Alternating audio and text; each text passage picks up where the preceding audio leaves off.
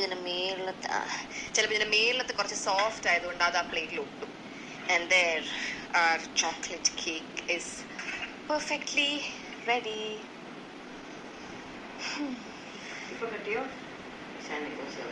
Cut ചെയ്ത് വെച്ചേക്കാം.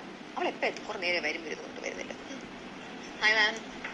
Hi. എവിടെ പോയാലും പാപ്പുറാസീസ് മാം ഡൈനിങ് ടേബിൾ നോക്കിക്കോളൂ.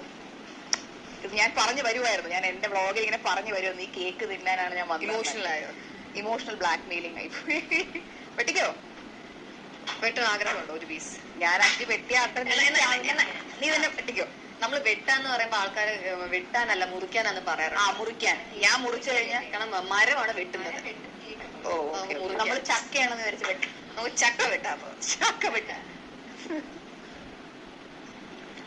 അപ്പൊ എനിക്ക് സ്ക്വയർ ഷേപ്പിൽ മുറിക്കുന്നതിനെക്കാട്ടിലും ഇങ്ങനെ പിസ്സ ഷേപ്പ് അങ്ങനെയും പറയാം. ഒരു കേക്ക്, ഒരു പക്ക കേക്ക് എന്നൊക്കെ പറയുമ്പോൾ ഷേപ്പില് ആ ഷേപ്പിൽ മുറിക്കുന്നതാണ് ഇഷ്ടം. ട്രയാങ്കിൾ അങ്ങനെയും പറയാം.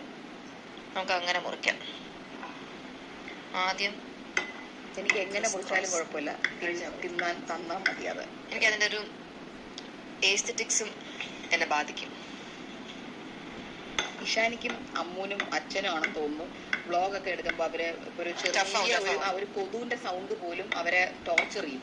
അമ്മയ്ക്കും എനിക്കും ഹൻസിക്കും ആണെന്ന് തോന്നുന്നു. അതൊരു പ്രശ്നമല്ല, നമുക്കതൊരു പ്രശ്നമല്ല.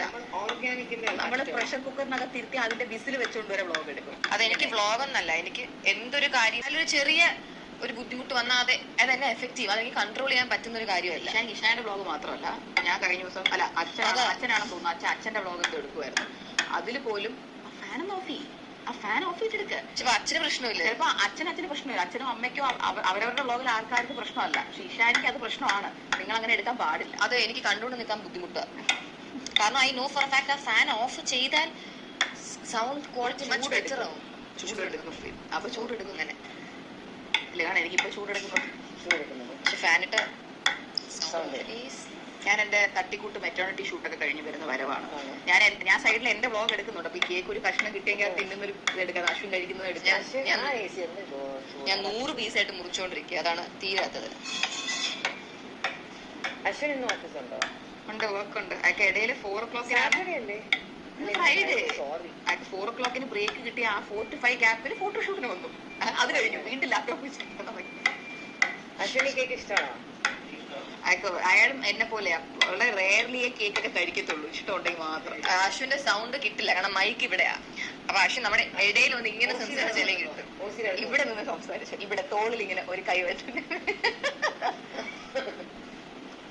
അങ്ങനെ നിന്ന് സംസാരിച്ചാൽ മതി. തനിക്ക് വളരെ റെയർലി അല്ലേ കേക്കുകൾ എന്നെ പോലെ ഇഷ്ടമാവുന്നത്.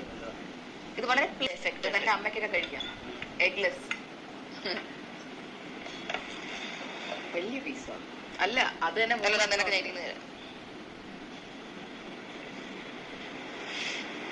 അപ്പൊ ഞാൻ ഉണ്ടാക്കിയ കേക്കാ, കഴിച്ചിട്ട് എങ്ങനെ ഉണ്ടെന്ന് പറയൂ.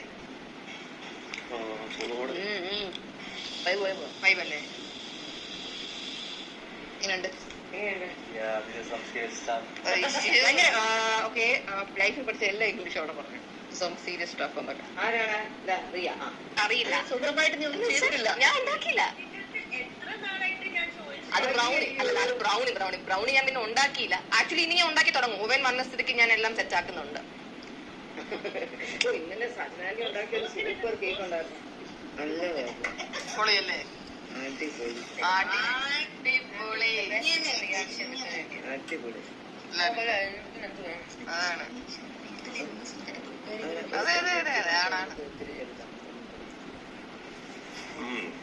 സൂപ്പർ അല്ലേ?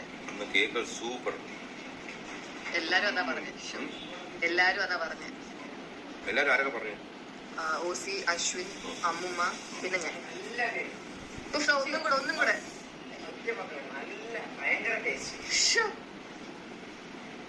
അടിപൊളി.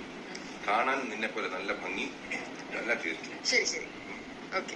And the credit goes to പിൽസ്ബറി.